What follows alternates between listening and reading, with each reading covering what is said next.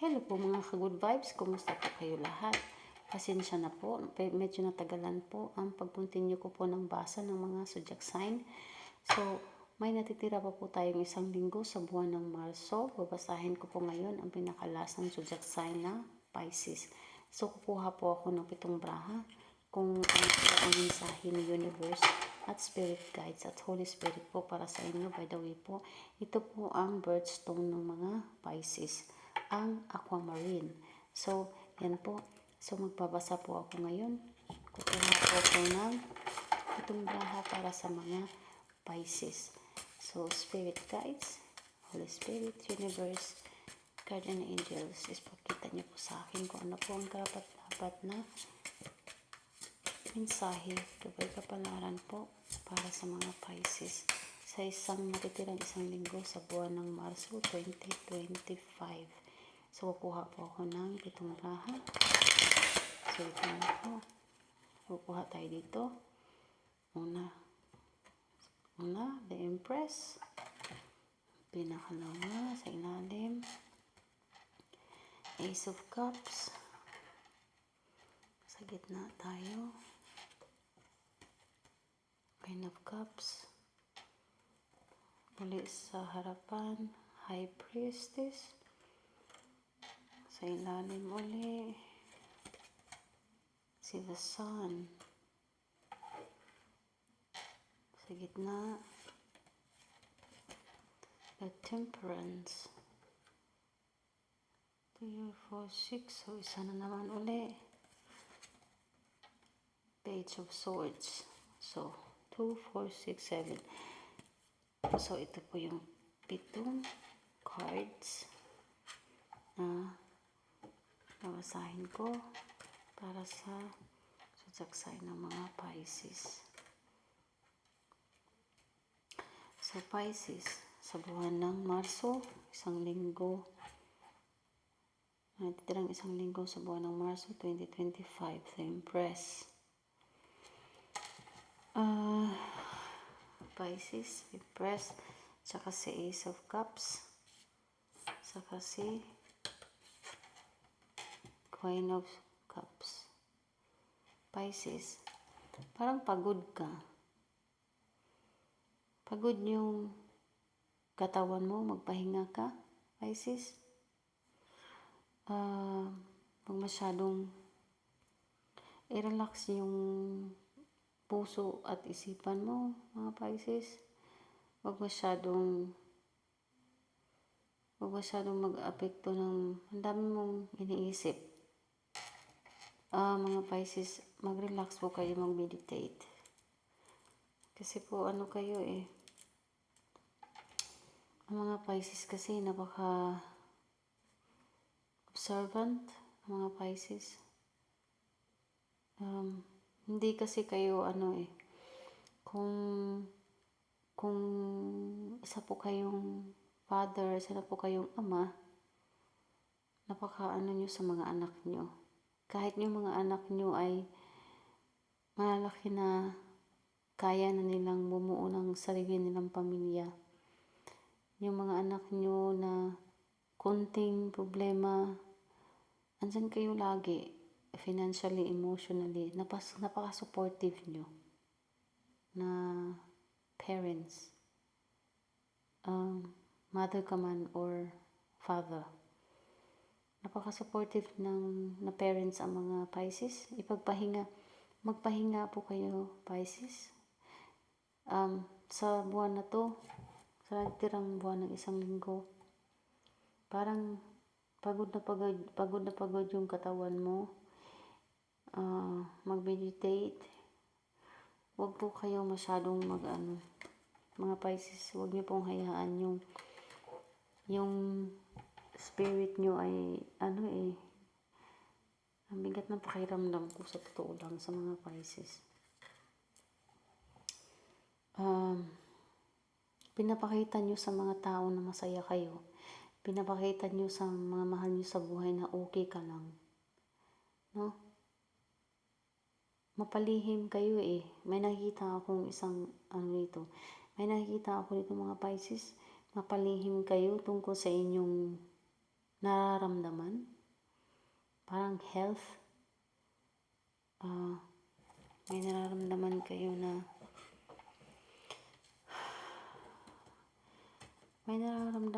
mga Pisces? May nakikita ako dito.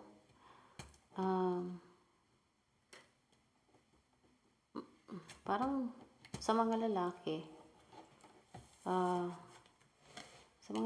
parang nahihirapan kayong magpa-check up po kayo mga Pisces. May nakita po ako dito na parang nahihirapan po kayong umihi. Sa mga babae, magpa-check up din po. Parang may urinary tract infection, UTI, urinary tract infection.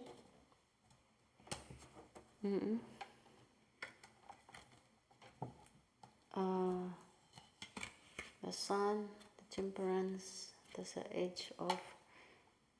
Page of Swords. May nagagabay sa inyo, may naglo-look after sa inyo. Mga mahal nyo sa buhay na wala na dito sa mundo, may nagagabay sa inyo, Pisces. May time na naginip kayo, napanaginipan nyo ang mahal nyo sa buhay na wala na dito sa mundo. Na naginip po kayo tungkol sa mga mahal nyo sa buhay na wala na sa mundo. Magdikit po kayo ng kandila, magdaragit po kayo ng kandila para sa kanya o sa kanila o ilan man ang nawala na dito sa mundo, mga mahal nyo sa buhay, mga Pisces.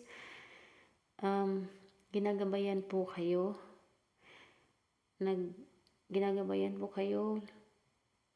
inaalalayan sa lahat ng inyong ginagawa, sa lahat ng inyong desisyon. Pisces, may malaking pera pong darating sa inyo. May malaking pera, inheritance. Parang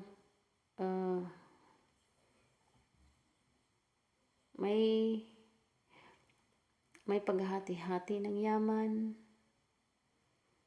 inheritance, pera, mga lupa, bahay. Basta paghati-hatian nyo. Medyo may nakita ko dito na Pisces na parang may nararamdaman kang selos. Hindi ko alam kung anong selos tong nararamdaman mo. Pero advice ko sa inyo, please magpahinga. Ipahinga yung puso't isipan nyo. Magpa-check up mga Pisces. Kinakount nyo ang bawat sentimo na lumalabas sa inyong bulsa, mga Pisces. May nakikita ako dito na parang may pirmahan. Parang may pirmahan ng isang inheritance, isang habilin. Oo. Siguro paghati-hatian, siguro isa tong makukuha mong yaman sa inheritance galing sa pamilya mo na nawala na dito sa mundo.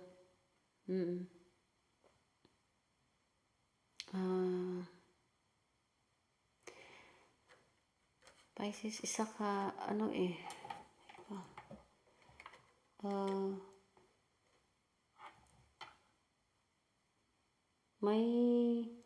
may isang pa-check up ko Pisces kasi may nakita ako dito na may sakit. Magpa-check up ka kasi may pag-ihi mo medyo masakit, nahirapan ka sa pag-ihi. Pa-check up ka. May sakit ka dito sa banda ng iyong balakang, sa left side. May nararamdaman kang hapdi sa balakang. Sa paglalakad mo, medyo masakit yung dito sa likod ng, ano bang tawag nito, hindi naman siya sa tuhod, pero likod ng hindi ko alam. Basta pag maglakad ka, medyo may masakit dito sa may baba ng paa. Yun.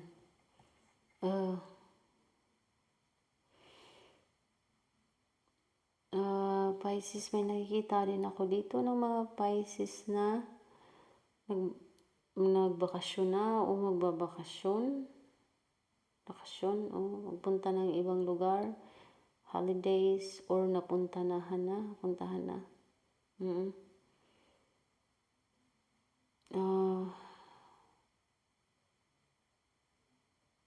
Ang ano mo alam mo Pisces, may masakit ang umiiyak ka pero hindi mo pinapakita, Pisces. Umiiyak ka, masakit yung dibdib mo, may nararamdaman kang emotion na hindi mo maintindihan. Magdasal ka, Pisces, maghingi ng gabay sa Panginoon. Huwag masyadong magpadala ng emotion. Ang ganda naman ang pera mo, okay naman, may matatanggap kang yaman, inheritance, pirmahan. Pirmahan na parang paghati-hatian na yaman. Planong magbakasyon, Pisces. Ang daming nainggit sa'yo. Maraming nainggit sa'yo, Pisces. Sa totoo lang. Huwag masyadong huwag ibubulgar ang lahat ng mga plano mo, ang lahat ng mga nangyari sa'yo. Huwag i-spread lahat sa mga kilala mo, kung mga kaibigan mo, kapitbahay. Huwag mong i-share lahat. Huwag mong i-share sa mga tao kung anong plano mo, ano nangyari sa buhay mo. Kasi hindi lahat ng tao na sinasabihan mo ay pinagsasabihan ng narating mo or mga happiness mo o anong natatanggap mo. Hindi sila, nakangiti sila sa harapan, pero hindi mo alam na sobrang selos nila sa'yo.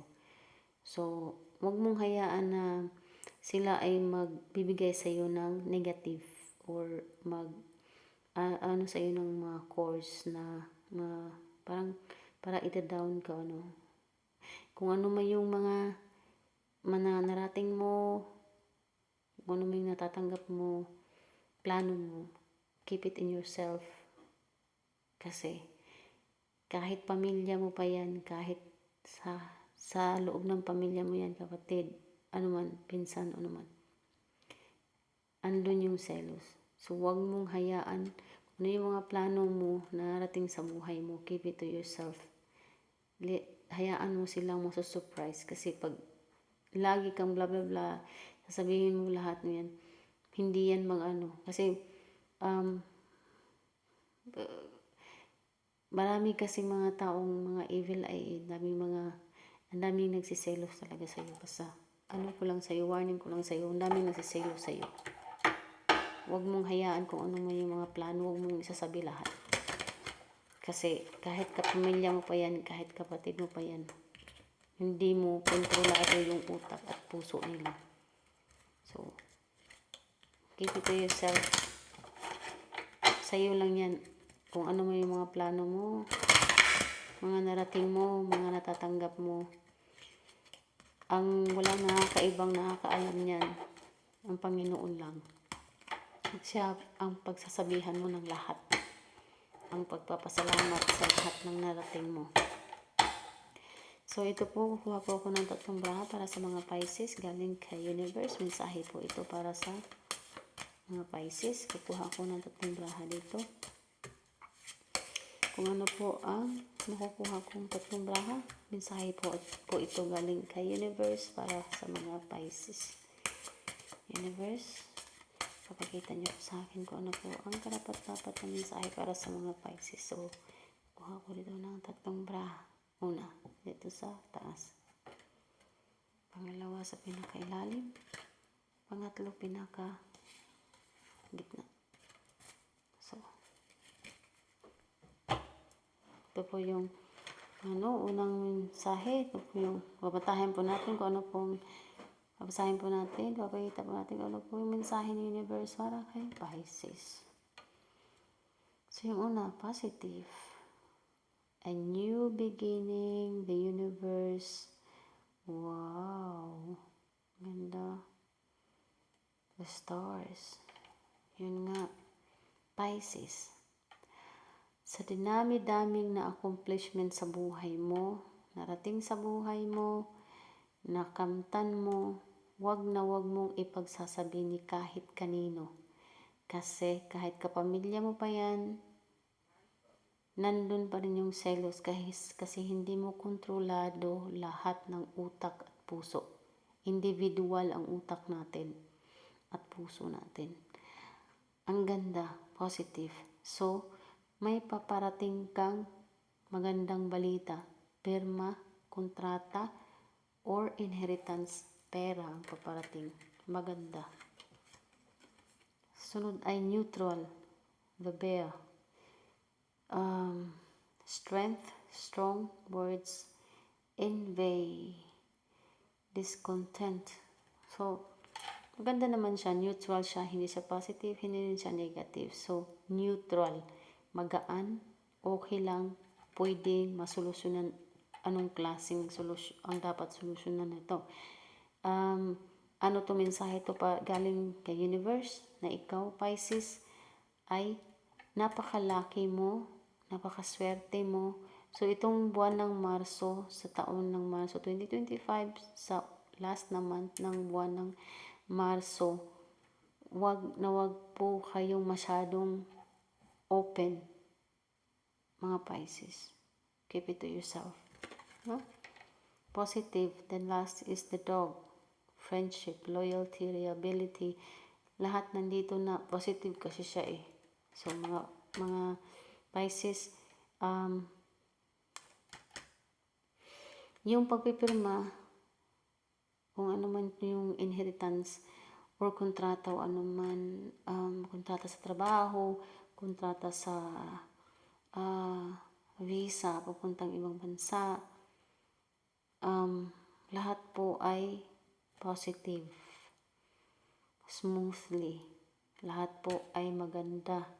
Itong mararating mo sa sa buwan ng sa taon ng 2025, satisfaction. So, satisfied ka sa buhay mo, be satisfied. Wag na wag, una pong sasabihin ko po sa inyo mga Pisces, keep it to yourself. Kung anong mang narating mo, kung anong natanggap mo, kung anong paparating pa, plano mo, please, wag na wag po ninyong sasabihin ni kahit pa partner nyo, kapatid. Kung ano man ang plano nyo, unang-una nyo pong pagsasabihan ay ang Panginoon. Manghingi po kayo ng guide, manghingi po kayo ng sign kung sino po isa sa dapat nyong pagkakaitiwalaan na siya po ang pwede nyong pagsabihan sa mga plano nyo, sa mga narating nyo, sa mga natanggap nyo. Okay, Pisces? Maraming salamat sa panonood. Hanggang sa muli. Paalam.